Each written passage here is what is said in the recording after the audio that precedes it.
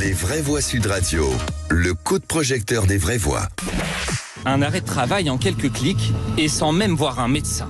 Avec les réseaux sociaux, c'est très facile et complètement illégal. On sait de mieux en mieux les détecter. On affine nos contrôles. On se donne de plus en plus de moyens en termes d'outils pour pouvoir les détecter au mieux. On a des assurés qui fraudent et on a évidemment les professionnels de santé qui ne sont pas plus fraudeurs mais qui sont parfois à procéder à des facturations indues, des surfacturations, des cumuls de facturation. Et donc on a là aussi des comportements qui sont parfois frauduleux. Et l'assurance maladie s'alarme. Son déficit pourrait passer de 16 à 41 milliards d'euros en 2030. Elle propose notamment de sortir les cancers en phase de rémission du dispositif affection longue durée et autres propositions de ne plus rembourser les cures thermales à 100% par exemple. Alors parlons vrai, est-ce que les arrêts maladie sont la piste prioritaire pour lutter contre le déficit de la sécurité sociale? Et à cette question, l'assurance maladie a-t-elle raison de vouloir limiter les arrêts de travail? Vous dites oui à 52%, vous voulez réagir, le 0826 300 300. Et on peut comprendre que les médecins sont vent debout avec le docteur Jean-Paul Hamon qui est avec nous, un président d'honneur de la Fédération des médecins de France. Merci beaucoup Jean-Paul Hamon d'avoir accepté cette invitation. Philippe Bilger.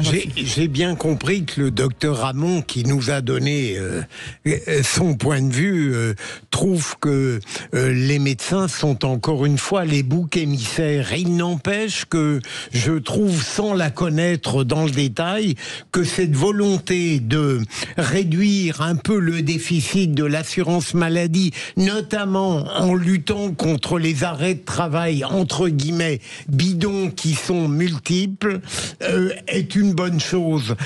Dans un monde idéal où l'honnêteté serait la règle, on n'aurait pas à faire tout ça. Mais je pense que la direction est bonne et qu'il faut le faire. Malheureusement, trop de gens fraudent parce qu'ils sont malhonnêtes. Loïc Guérin. Et qu'on leur permet de l'être. Pardon. J'entends évidemment les critiques j'anticipe en tout cas les critiques qui vont être formulées par notre invité. Pour certaines, je les rejoins, mais je rejoins surtout Philippe Bilger. Dans le cadre de mon activité professionnelle, je dois dire qu'on voit quand même un peu trop, de manière récurrente, des arrêts maladie qui sont des arrêts maladie, je dirais, diplomatiques. C'est-à-dire aussitôt qu'il y a une tension au sein de l'entreprise, que le vent commence un peu à souffler fort, on se fait arrêter, on est en arrêt maladie. On a régulièrement même d'ailleurs des convocations pour des licenciements qui sont reportés parce que pendant 1 semaine, 2 semaines, 3 semaines, la personne obtient des certificats médicaux que l'on présuppose quand même très complaisants, pour ne pas dire parfaitement complaisants. Moi, j'essaye toujours de ne pas... J'ai beaucoup de salariés, j'ai beaucoup de collaborateurs, j'essaye toujours de ne stigmatiser personne. Après, je prends aussi le pouls, comme vous, Philippe Bilger, de ce qui se passe en vrai. Comme les médecins aussi, en général. Oui. Et je voulais faire un mauvais jeu de mots, mais on prend toujours le pouls de ce qu'on va appeler les arrêts de travail qui sont justifiés. Voilà.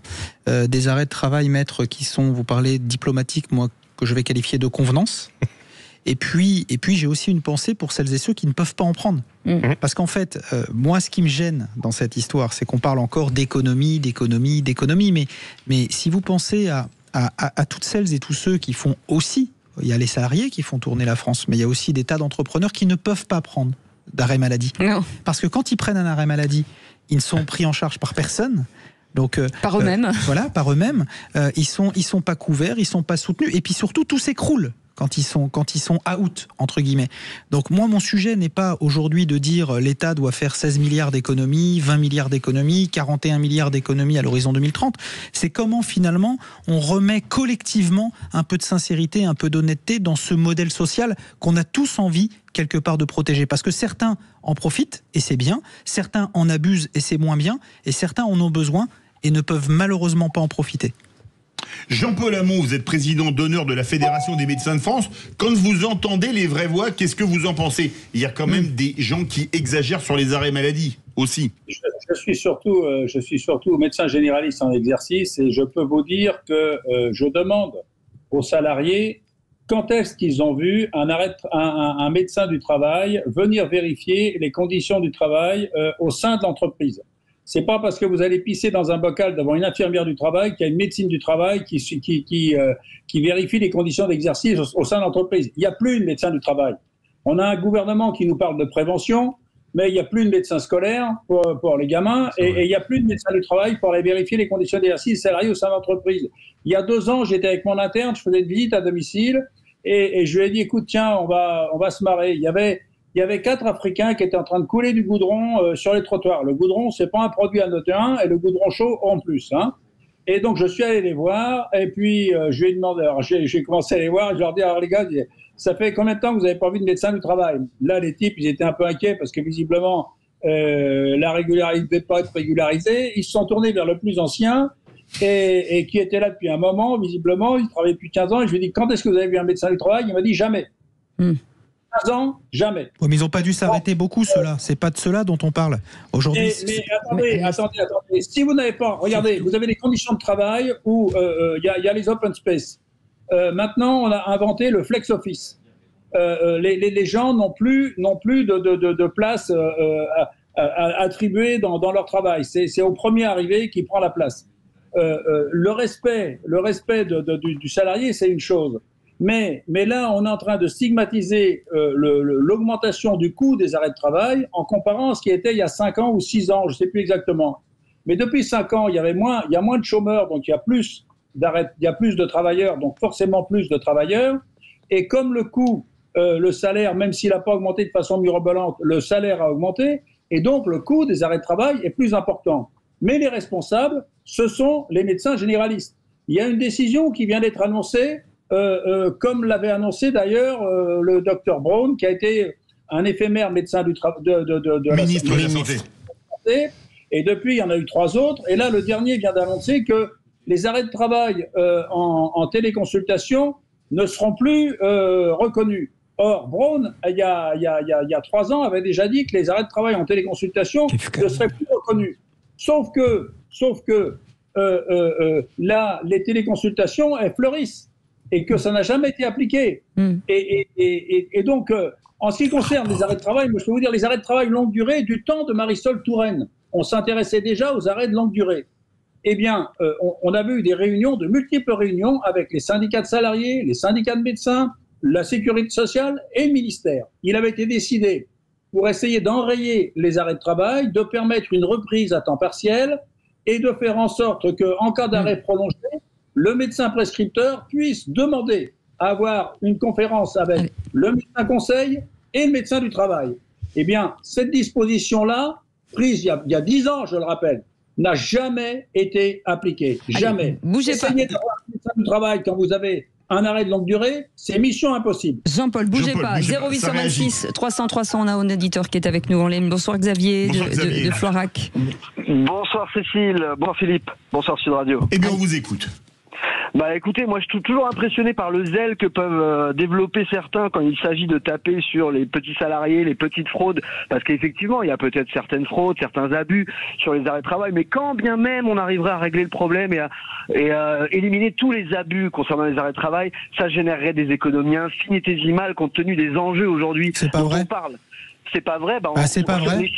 Les chiffres malheureusement parlent pour eux. Moi, je gère une entreprise et je peux vous dire ce que coûtent les arrêts de travail dans mon entreprise. Donc non, vous pouvez pas parler à ma place, non, certainement pas. Moi, je parle pas à votre place en tant que chef d'entreprise, Monsieur Ménard. Je parle au nom de la France. Je parle dans l'intérêt de la France, pas dans l'intérêt de votre entreprise. Et je fais partie de la France, monsieur, et je participe. Attendez, Sébastien.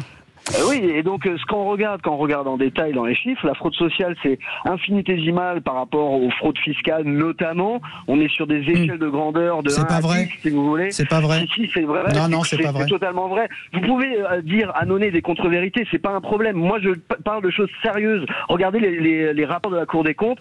C'est affirmé par les plus hauts magistrats. Il n'y a pas question de droite ou gauche là. On est sur une réalité officielle. Il y a 100 milliards d'euros de fraude fiscale et sur la fraude sociale, on est à moins de 10 milliards d'euros pour les 3 quarts qui représentent des fraudes des professionnels. Donc moi j'aimerais bien que vous fassiez autant de zèle, Monsieur Ménard, je fais preuve de bonne foi, ayez autant de zèle à l'égard de vos compatriotes qui ne payent pas leur juste part d'impôt. Et là on réglera les problèmes de la France. Xavier, merci beaucoup en tout cas de nous avoir appelé parce qu'il nous reste 30 secondes, 10 secondes pour Sébastien et 20 secondes pour Jean-Paul Hamon. Ce que je veux dire, c'est que évidemment le bien-être en entreprise est quelque chose d'important, mais on a beau améliorer partout la situation, on voit que le taux d'absentéisme, il est important partout et il ne cesse de croître partout. Jean-Paul Hamon. Le mot de la fin, vite, on y va. Mais le mot de la fin, si vous voulez, ce serait bien qu'on arrête de désigner les médecins généralistes comme responsables d'arrêt de travail. On est en pleine désertification. Les généralistes, ça devrait être une espèce en voie de protection, parce que vraiment on est en voie de disparition. Et là, on est en train de charger la mule. Et je peux vous dire que la Caisse d'assurance maladie fait preuve. Il y avait une commission de conciliation qui existait, qui a été supprimée par Thomas Fatome. C'était une commission quand on voyait qu'il y avait un écart de prescription de la part d'un médecin. On convoquait le médecin, entre médecins, avec les médecins conseils de la Sécu, et on voyait où ça déconne. Ouais. Eh bien, cette commission de conciliation permettait aux médecins d'ajuster sa pratique. Là, ça a été remplacé par une commission de pénalité directe. Ah oui, d'accord. Donc, si on est en train de dégoûter les médecins, de présenter les médecins comme des boucs émissaires, alors qu'il n'y a pas de médecins du travail et que je ne vous parle pas des conditions de transport en Ile-de-France, et si on respectait aussi les salariés, si on jugeait les entreprises où il y a trop d'arrêts de travail, si on allait vérifier les entreprises où il y a trop d'arrêts de travail, ce serait peut-être bien par là qu'on devrait commencer, plutôt que de accuser les médecins généralistes. Merci beaucoup Jean-Paul Hamon, président d'honneur de la Fédération des médecins de France. Merci beaucoup. Merci Philippe Bilger, merci Loïc Guerin, merci Sébastien Ménard. Vous restez avec nous. Dans un instant, on va vous parler automobile avec les vraies voix qui font rouler la France. Allez, à tout de suite.